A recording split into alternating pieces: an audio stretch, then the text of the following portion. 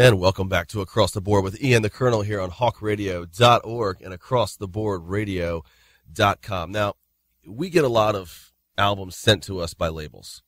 One of my favorite labels, and I'm not sucking up, is honestly Fat Records. But, you know, some of the ones we get from different labels are better than others. Got one recently, and immediately fell in love with this album. Every single song is great, and I can't. You know, there are albums and songs that you can listen to over and over again, and you can't listen to them too much. Banner Pilot is absolutely, Heartbeat Specific is one of those albums. Love it. And you've been blowing my phone up about this album for a long time. It's incredible. It's great stuff, and we have Nate, the bassist, with us right now. Nate, welcome to the show. Hey, thanks for having us, and thanks. I'm glad you like the record. Yeah, we love it. Big fans of you guys, and the only problem I have with the album is I can't pick a favorite. It's... that's not the worst problem in the world to have, I guess. So. Exactly, yeah.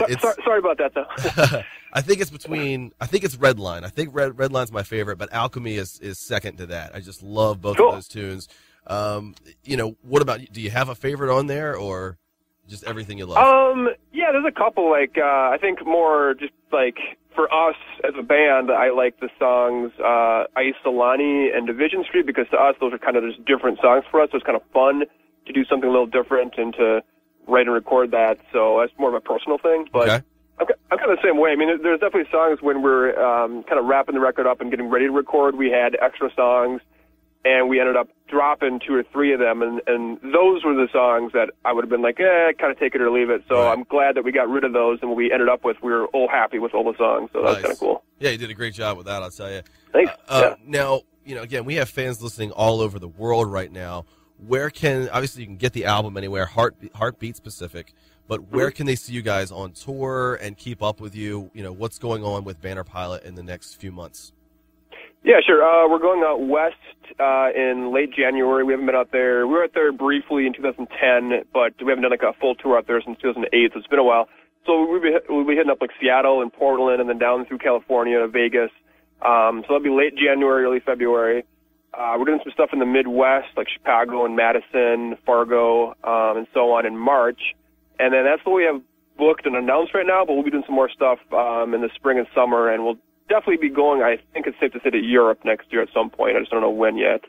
And then you can keep track of the stuff at bannerpilot.net as our website, so we'll have updates and stuff as we book stuff and announce it. You guys have toured with friends of the show, Teenage Bottle Rocket. You've toured all across the U.S. You've toured in Europe. Where is the best place to tour? I mean, I know obviously you'll want to say the U.S., but I sometimes I wonder if European fans tend to be a little more hardcore. I'll admit it, man. Europe has America beat. It was definitely. I thought more. I mean, no knock against America, but when you go to Europe, it was every city we played in, especially in the mainland. They just treat you way better, I guess, than anywhere else I've been, where every show it was expected that they thought it was a normal thing, that they were giving you this crazy vegan breakfast and these big dinners, and you always have a place to stay, and everyone is just super nice and excited, and it's also cool because when you're done playing a show and you're walking around outside or whatever, you're in Europe, so it's just really cool cities, cool stuff to see, and it was just really fun. And, I mean, America's got advantages in its own way, too, but if I had to pick one place to tour, just because I don't live there, it's just more interesting and unique, I'd say Europe is the place to go. And where haven't you toured yet that you would really love to tour then? We really want to get to Japan. For some reason, we're having a really hard time getting a tour there. I don't really know who to contact or how to set it up, but we really want to go there at some point. We have friends of ours who have played there and said it was just amazing, and I think we have some fans there. I mean, I know there's definitely people who have written us from Japan, and I think we've sold a few records there, so I think we would have a good time and do okay. It wouldn't be like no one would know us, but I had a hard time booking it there. But at some point, we will definitely get to Japan, so that's a big one. I'd like to tour Eastern Europe at some point, and Australia would be cool, too. I mean, pretty much anywhere in the world, I think, would be fun in some ways, so we're kind of all about touring wherever makes sense at any point, so... We'll call our people. We'll get you hooked up. All right, awesome, man. Thank you. Being from Minneapolis, I would assume you would want to be somewhere warm right about now, as we're in the dead of winter. Yeah, no, for sure. I mean, this is actually, last winter was the worst winter of my lifetime, and so far, knock on wood, this winter has been not the best, but the least worst of my lifetime. There's no snow right now. There's not a single drop of snow, and it's 40 degrees yesterday, which is probably cold to most people, but for us in December, that's like weirdly warm. So it hasn't been too bad. But yeah, generally speaking, it's gonna be great in January. Like no matter what, it's gonna suck in January. We're gonna be out in California for a couple of weeks, so that will be a welcome change from Minnesota for sure. Nice. Yeah, it was 30 degrees here in Maryland yesterday, and I just got back from Texas where it was nice and warm and humid. So good change there. Exactly. Like, it's kind of weird to go back after you're away for a while. Yeah, just on a plane, bouncing from state to state. Well, Nate, how do you?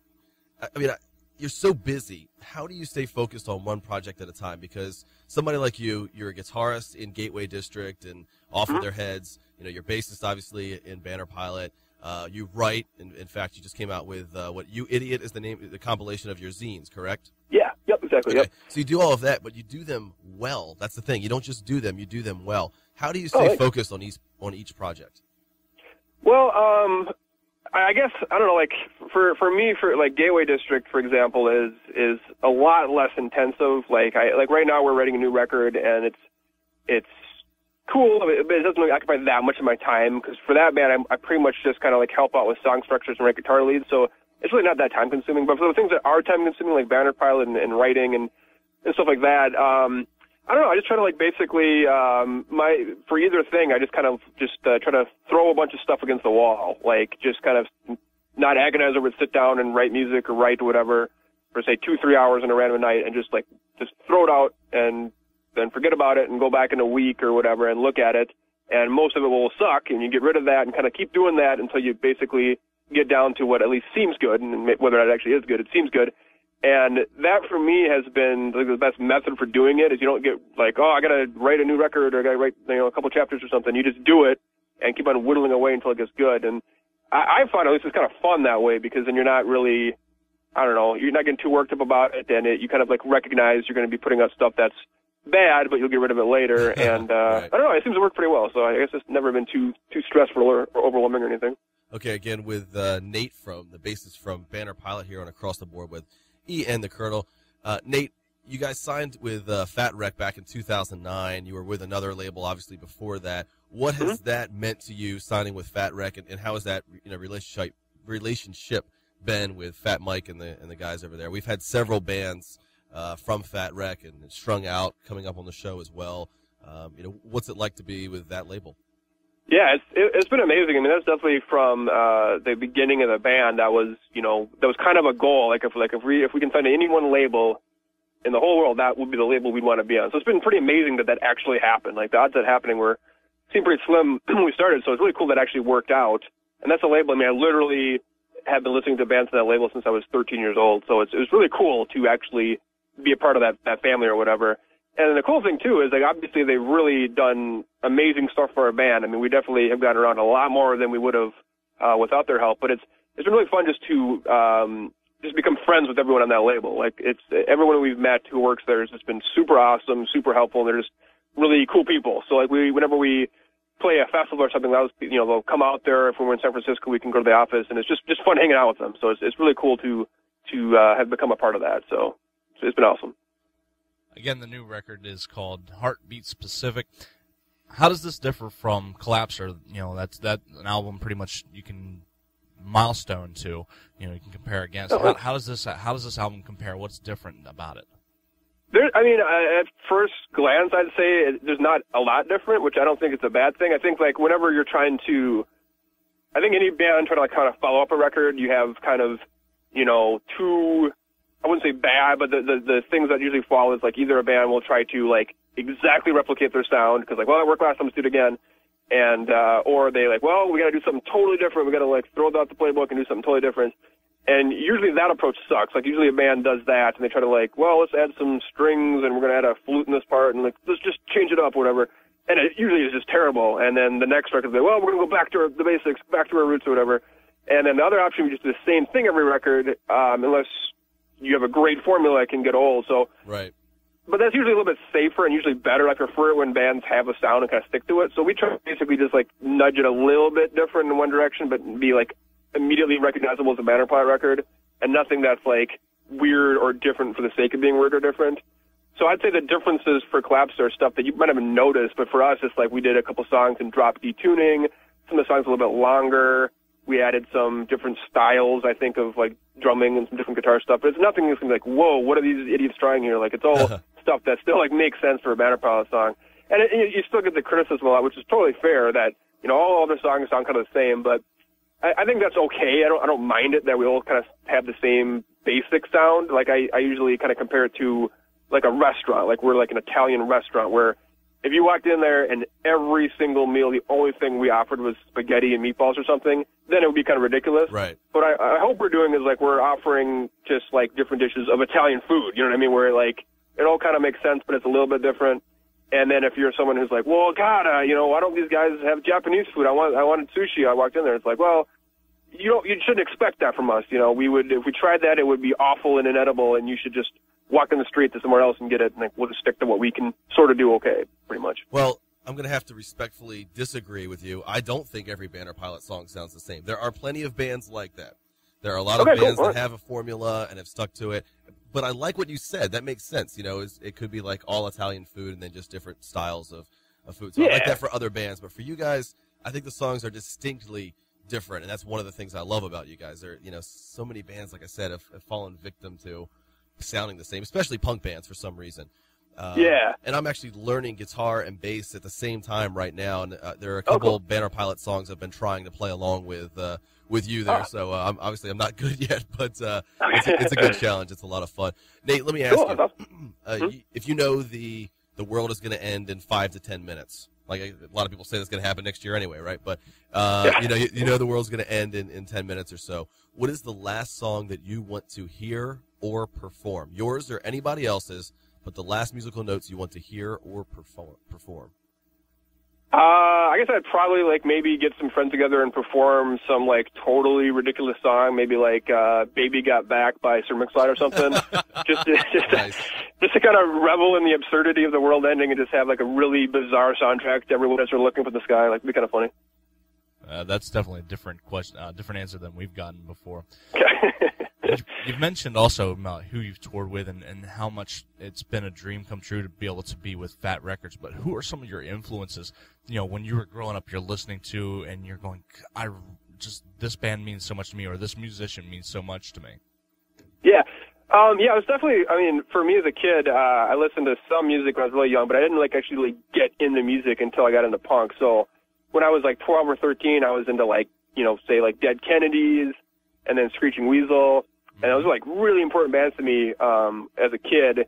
And I don't really listen to either of those bands that much anymore. I don't know if I burnt out them or what, and I don't think they really, I guess Screeching Weasel did, but they don't think they influence what we're doing now. But the bands that I think that I first got into that actually probably did influence what I wanted to, sound like once we started playing in bands was Jawbreaker, Dillinger 4, obviously. Those kind of bands back then were it was kind of the first time I heard Jawbreaker or Fugazi. It was different because the stuff I listened to up until that point was either really old 80s hardcore or straight up pop punk. So to hear something that still was in the general mindset or whatever the word you want to use is for punk, but still had that kind of different twist on it was really cool. And it was okay, you don't have to be angry or goofy, and you can have, the songs can do some different interesting things but still be punk. That was kind of cool to hear that for the first time. So I think those bands, Jawbreaker, Fugazi, and stuff in that kind of general style, stuck with me a little bit more than some other ones. That makes sense. I can kind of see you guys as a punk meets Foo Fighters type of sound as well. It's definitely good, not pop rock. I don't want to say that, but it's just that, you guys sort of have your own style of punk there. Now, being such fans of punk, though, us as well as you guys in the band, if you could hand down a time capsule of punk to a younger generation of musicians or, your kids or whatever you want to do with that, and you could put 3 things in it, what would you put in there? It can be albums, could be posters, guitars, whatever you want, but just to hand down, this is what punk should mean to you, or this is kind of the history. Yeah, sure. I guess I would probably put in just a couple of my favorite records. I'd maybe put in 24-Hour Revenge Therapy by Jawbreaker. I would put in the book Our Band Could Be Your Life, which is a bunch of stories of some of the punk bands, and I guess not all of them were punk necessarily, but punk indie rock bands from the 80s, and just kind of how they existed and the touring they did and how they wrote songs and all that kind of stuff. And, you know, like the Minutemen was in there and the Replacements, some of those bands. And it's a great introduction, I think, to the concept of being an underground punk or otherwise band and being in that scene. So that'd be a good introduction to that kind of concept.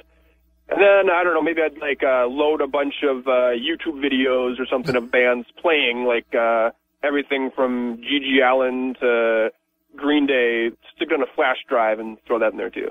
Nice. That's a good answer. I like that because sometimes when you see them on YouTube, you get a little more of the raw, unpolished performance tends to give you a better exactly. Yeah. You know what? This brings up a good point. I'm going to put you on the spot here, and you can refuse to answer if you want to. But you brought up a band that I think has really gone downhill over the years. Started out great, and they've really gone downhill. What are your thoughts on Green Day now, as opposed to the Dookie years? Yeah, I guess to me they have bounced around, I guess, as far as like what they do and if I like it or not. I actually am of the mind, like, I think their look on records are good, but I actually thought they got better once they signed to a major label. Like, okay. I think Dookie, Insomniac, and Nimrod are all really great records. Right. And I actually like American Idiot. I mean, I think that's one of those records where it's 13 songs and they probably should have cut it to like 7 songs. But there's some really good songs on there. So I was like kind of with them up until that point. Like, I thought that record was better than Warning, actually. But the last one was kind of bloated, and it just seemed kind of silly. Yeah. That one is one of those records where, like, it's 26 songs or whatever it is, and it probably should have been, like, 7 songs. Like, there's some good stuff on there, but I think they're really trying to, I don't know, do too many things in one record, and some of it just doesn't work. Agreed. And, yeah, I'm just not into the whole, like, we're trying to be, like, the cool, like, musical style, like, big production numbers. Like, that's not interesting to me. But, I mean, they still, even on that record, there's still some, like, really great, simple, just good pop songs on there. So I have hopes that they'll, you know, maybe kind of dial it back a bit. And it wouldn't, like, shock me if their next record is, like, a 10-song, awesome, just straightforward pop punk record. But, you know, it also wouldn't shock me if it's 80 minutes and 7 parts with, you know what I mean? So who knows? But I haven't given up on them yet, I guess I'll put it that way. So yeah, I like that. I think there are some bands that start to write songs to win Grammys or just to fill out their record contract. Like, oh, we got to have another album in November. What are we going to do?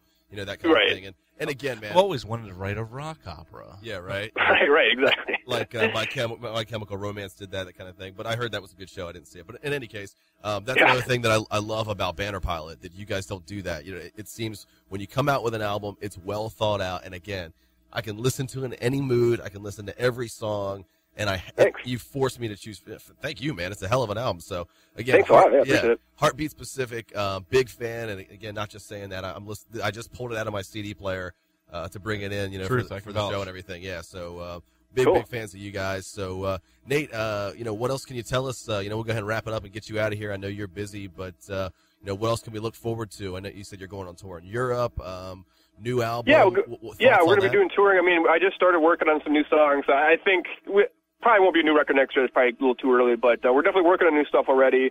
There'll be a new Gateway District record this coming year, maybe a new book, and then hopefully a lot more touring from Banner Pilot. So. All right, well, let's not be so lazy then, okay, Nate? Let's get it together. I'll try not to. Yeah, I mean, 2 albums and a book in a year. That's a little bit. All right. Yeah. Well, again, Nate, we appreciate it. Again, Heartbeat Specific just came out a few months ago, came out this year. Go get it, buy it. Buy their merchandise, see these guys on tour. Can't wait till you come through our area. Would really love to see you guys live. And please support bands like this to all our listeners out there. So Nate from Banner Pilot, Heartbeat Specific. We'll be back in just a few minutes here on Across the Board on hawkradio.org. And acrosstheboardradio.com.